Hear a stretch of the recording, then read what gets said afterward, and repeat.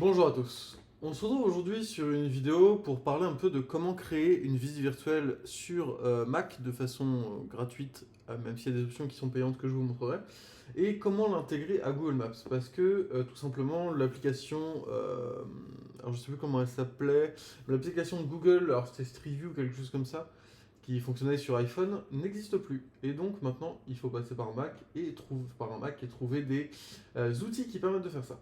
Donc moi j'ai trouvé le site GoTrue, que franchement j'en ai essayé plusieurs et c'est le site qui m'a paru le plus pratique à utiliser, le plus polyvalent, gratuit et avec quelques options payantes pour certains trucs si vous souhaitez faire des gros trucs. Donc déjà il va falloir vous créer évidemment un site et le lier à votre compte pardon, qui sert à Google Maps. Donc ça, je vous laisse un peu gérer. Une fois que vous êtes là, vous allez aller sur... donc là, vous devriez avoir, si vous n'avez pas de visite virtuelle, vous allez sur créer une visite virtuelle. Hop, donc moi, je vais aller voir les circuits. Nouvelle visite virtuelle, voilà.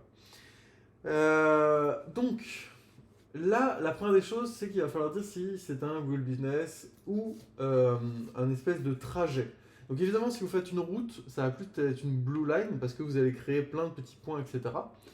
Un hosted tour, c'est pour, il me semble, si vous faites un truc qui est à rester privé.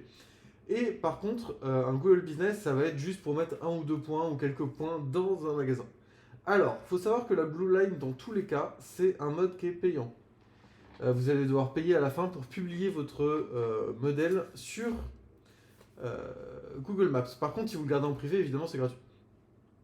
Google Business, il va falloir rechercher le nom du business qui existe, évidemment, pour l'associer à Google Maps.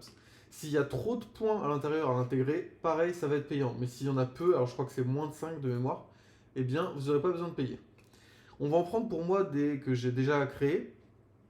Donc, le point important, il va falloir que vos photos que vous ajoutiez, on va prendre celui-ci, ce soit des photos qui soient au format 2 par 1. Donc voilà, ça c'est un petit point important, sinon vous risquez d'avoir des petites déformations sur vos images. Alors là on est sur une visite avec des points, pardon, on va plutôt prendre une visite simple. Voilà. Donc, ce que vous allez faire, c'est charger les panoramas. Alors il me semble que vous allez avoir directement un petit truc pour ajouter des images. Voilà, comme ça, d'afficher pour pouvoir ajouter vos panoramas. Une fois que vous avez ajouté, ils vont être tous packés au niveau de l'adresse que vous allez donner. Et donc, ce qu'on va faire, c'est qu'on va faire créer une navigation.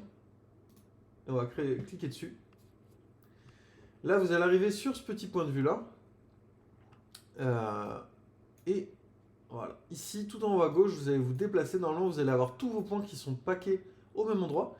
Et vous allez pouvoir, en les maintenant cliquer, les déplacer. Donc vous les déplacez et ça vous permet de les placer au bon endroit, on va dire, par rapport à la vue aérienne pour que les points sur Google Maps soient bien tout à fait au bon endroit. Une fois que vous allez les placer au bon endroit, truc qui est un peu caché tout en haut à gauche, vous allez appuyer sur Save. Ça va vous permettre de sauvegarder la position de vos points. Voilà, donc ça pensez à cliquer.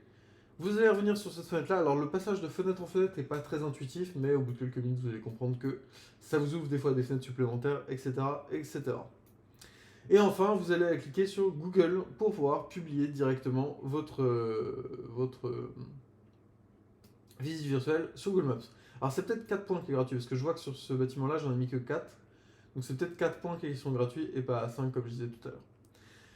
Donc une fois que c'est publié, en fait, tout simplement, vous y avez accès sur Maps. Alors, je vais juste vous montrer un petit truc.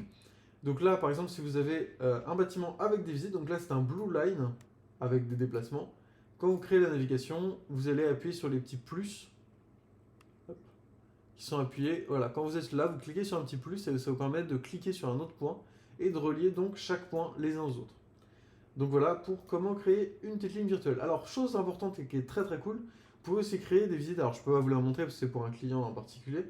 Mais vous pouvez créer des visites virtuelles qui sont des liens privés qui vous permettent d'avoir des petites visites de point en point avec vraiment le petit icône sur lequel on clique par exemple pour se déplacer dans la pièce d'à côté et ainsi de suite.